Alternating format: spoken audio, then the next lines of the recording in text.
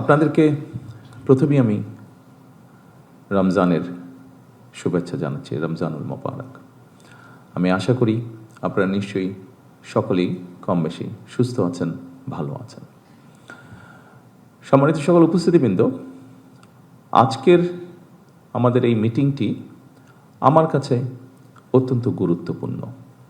এই জন্য গুরুত্বপূর্ণ যে আগামী বাংলাদেশের আইন বা সংবিধান অনুযায়ী আগামী 5 বছর আমরা অনেকেই একসাথে কাজ করব।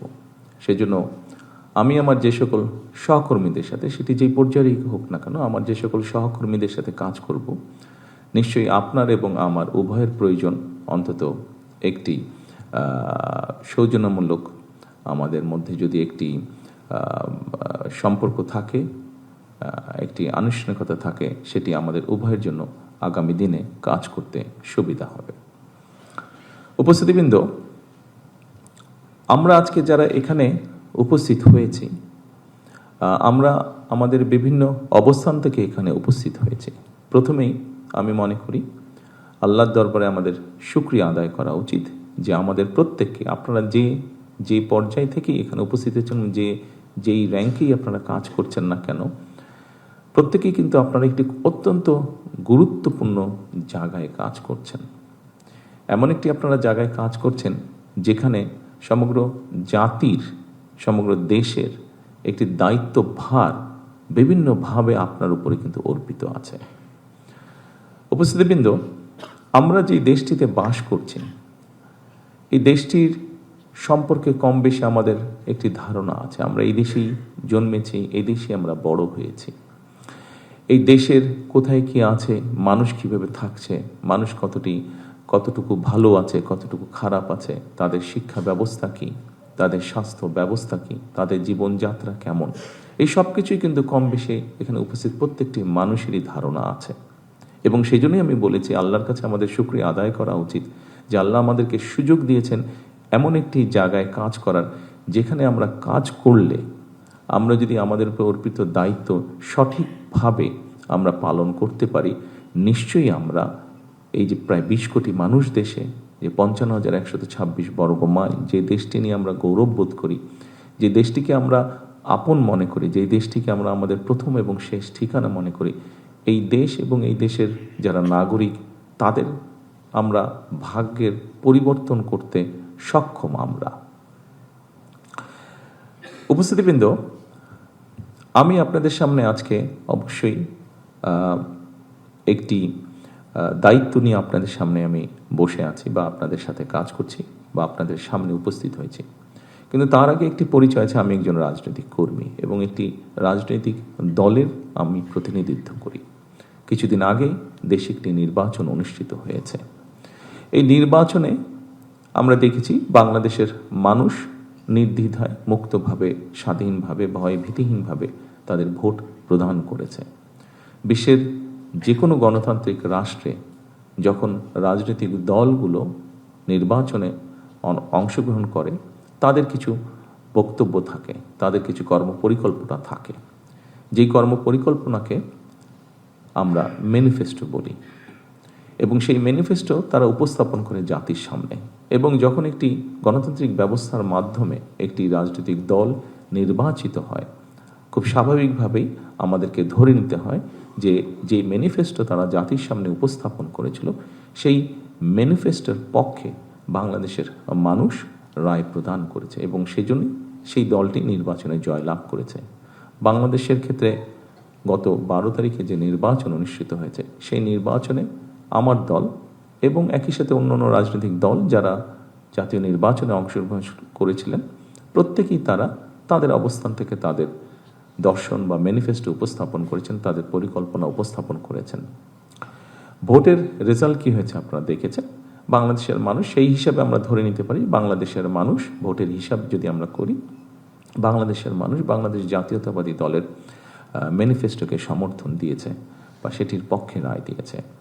এবং রাজনৈতিক দল হিসাব আমরা যে ম্যানিফেস্টো জনগণের সামনে উপস্থাপন করেছি, সেই ম্যানিফেস্টো স্বাভাবিকভাবে আমরা বাস্তবায়ন করব। এবং একই সাথে পৃথিবীর যে কোনো গণতান্ত্রিক রাষ্ট্রে যখন একটি রাজনৈতিক দল যারা জয়লাভ করে সরকার গঠন করে তারা তাদের ম্যানিফেস্টো বাস্তবায়ন করে।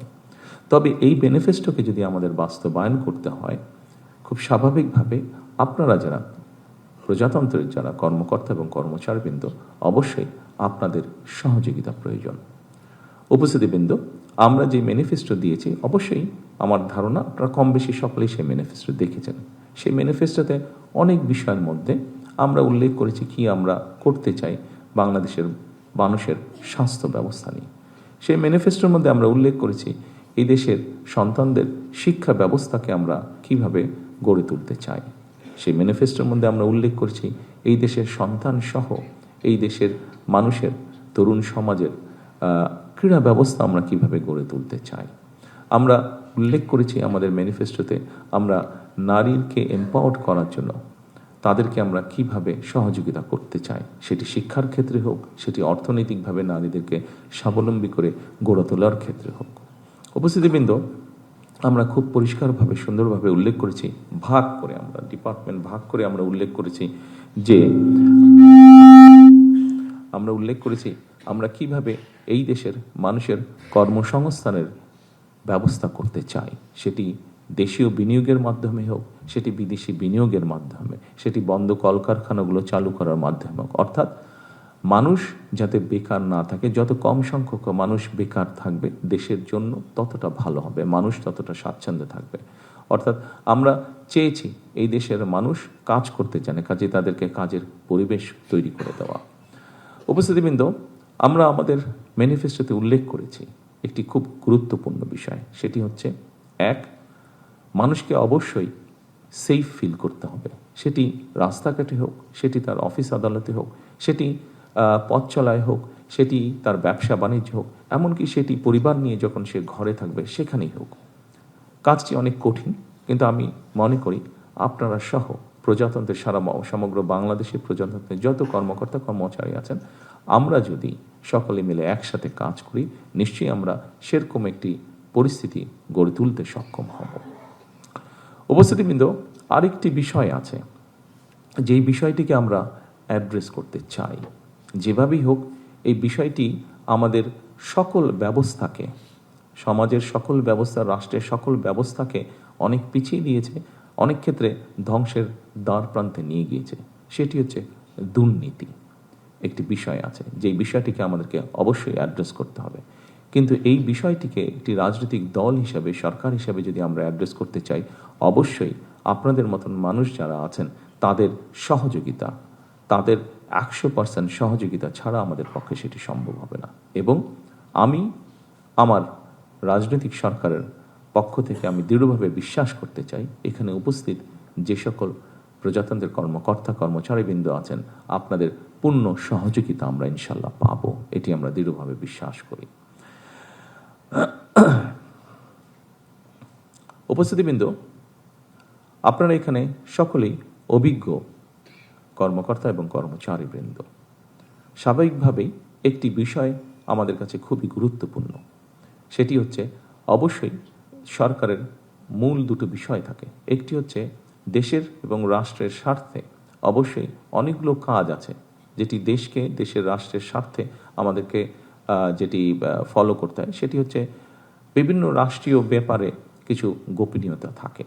আমরা প্রত্যাশা করব আজকে যেহেতু এটি এমন একটি যুগে এসে দাঁড়িয়েছি, আমরা বিভিন্ন সময় মিডিয়া বলুন, সোশ্যাল মিডিয়াতে বলুন, এরকম অনেক কথা চলে আসে এবং অনেক খবর চলে আসে যেগুলোর মধ্যে অনেকগুলোই মিসইনফরমেশন বা ডিসইনফরমেশন হয়ে থাকে, যা রাষ্ট্র এবং জাতির জন্য অনেক সময় ক্ষতিকারক হয়ে দেখা দেয়।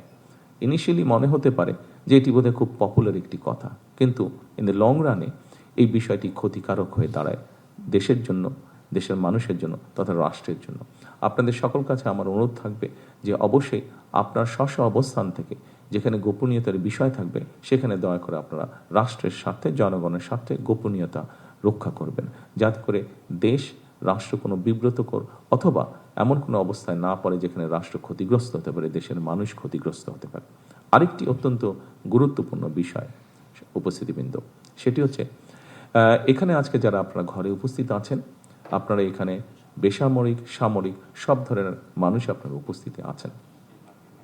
আমাদেরকে অবশ্যই, আমরা যদি দেশকে গড়ে তুলতে চাই, জনগণকে গড়ে তুলতে, সামনের দিকে এগিয়ে নিতে চাই ডিসিপ্লিনভাবে, তাহলে অবশ্যই আমাদের যেই যে ডিপার্টমেন্ট আছে, সেটি সামরিক হোক, সেটি বেসামরিক হোক, প্রত্যেকটি ডিপার্টমেন্টের ডিসিপ্লিনের কিছু রুলস এবং রেগুলেশন আছে।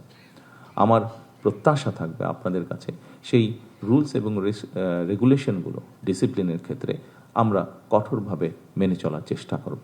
কারণ উপস্থিতিবৃন্দ, স্বাভাবিকভাবে সাধারণ মানুষ কিন্তু চেষ্টা করবে আমাদেরকে দেখেই শেখার জন্য, এবং যেহেতু তারা আমাদেরকেই ফলো করার চেষ্টা করবে, সেই জন্যই আপনার এবং আমার এবং আমাদের সকলের দায়িত্ব হচ্ছে এই ডিসিপ্লিনগুলোকে আমরা যদি মেনে চলি, স্বাভাবিকভাবে এটি আস্তে আস্তে মানুষের মধ্যে এই জিনিসগুলো ছড়াতে শুরু করবে এবং আমাদের পক্ষে সম্ভব হবে জাতিকে একটি ডিসিপ্লিন জায়গায় নিয়ে আসার জন্য। এটি বলাটা একটু বিব্রতকর ব্যাপার, তারপরেও আমরা যদি রাস্তায় বের হই, আনফর্চুনেটলি যেহেতু কথাটা সত্য, আমাদের মধ্যেই আমাদের দেশের ভিতরেই ঘটছে জিনিসটা এবং আমরা চোখের সামনেই দেখছি, সেই জন্যই আমি আপনাদের সামনে আলাপ করছি। আমরা যদি এই মুহূর্তে রাস্তায় বের হই বা ঢাকা শহর সহ বাংলাদেশের যে কোনো রাস্তায় বের হই, নির্দ্বিধায় আমরা বলতে পারি যে রাস্তায় কোনো ডিসিপ্লিন নেই। উপস্থিতিবৃন্দ, একজন বিদেশি বিনিয়োগকারী যখন এয়ারপোর্টে নামবে, সে কিন্তু বাংলাদেশটি কেমন, বাংলাদেশে সে কতটুকু নিরাপদ, বা বাংলাদেশে কতটুকু সে কিভাবে চলতে পারবে, কিভাবে সে এখানে বিনিয়োগ সহ যে কোনো কাজ সহজভাবে করতে পারবে, এটি সে রাস্তায় বের হলেই বুঝতে পারবে যে বুদ্ধিমান লোক। সেই জন্যই আমি বলেছি যে ডিসিপ্লিনটা অত্যন্ত গুরুত্বপূর্ণ। আমি রাস্তার ডিসিপ্লিনটা আপনাদেরকে উদাহরণ দিয়ে বোঝানোর চেষ্টা করেছি। এরকম অবস্থা সোজা বাংলায় যেটাকে বলে অনেকটা হয়তো হজবরল, এরকম একটা শব্দ আমরা ব্যবহার করি, এরকম অবস্থা হয়তো আমাদের রাষ্ট্রের বিভিন্ন জায়গায় আছে। আমাদের দায়িত্ব সেই বিষয়গুলোকে ধীরে ধীরে, একদিনে হবে না কোনো বিষয়, ধীরে ধীরে সেই বিষয়গুলোকে ঠিক করে নিয়ে আসা। আপনারা এখানে অনেকেরই আপনাদের সৌভাগ্য হয়েছে, কম বেশি হয়তো অনেকেরই সৌভাগ্য হয়েছে, বিশেষ করে যারা কর্মকর্তাবৃন্দ আছেন, পৃথিবীর ভালো ভালো দেশগুলো সফর করার।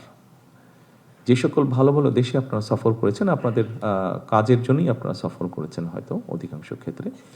নিশ্চয়ই মানুষ হিসাবে যখন আপনি সেই দেশগুলোতে গিয়েছেন, আপনি একজন কর্মকর্তা হিসাবে গিয়েছেন, বাংলাদেশের সরকারের কর্মকর্তা হিসাবে হয়তো সরকারি কাজে গিয়েছেন, কিন্তু একটা সময় তো আপনি মানুষ হিসাবেও চিন্তা ভাবনার সুযোগ পেয়েছেন। যখন পথে বেরিয়েছেন, যখন তাদের ট্রাফিক ব্যবস্থা দেখেছেন, যখন তাদের অফিস আদালতের ব্যবস্থা দেখেছেন, নিশ্চয়ই আপনার মনের মধ্যে একজন বাংলাদেশি হিসাবে, একজন মানুষ হিসাবে, একজন নাগরিক, দেশের নাগরিক হিসাবে আপনার মনের মধ্যে হঠাৎ করে একটি কথা এসছে, যা হয় এদের দেশটা এত সুন্দর, আমার দেশটা কেন এরকম, এটি আসতে বাধ্য আপনার মনের মধ্যে। উপস্থিতিবৃন্দ, যেই দেশটিকে নিয়ে আপনি আফসোস করেছেন, এই দেশটিতেও মানুষ আছে, এবং যেই দেশটিকে আপনি উদাহরণ হিসাবে চিন্তা করছেন, সেই দেশটিতেও মানুষ আছে।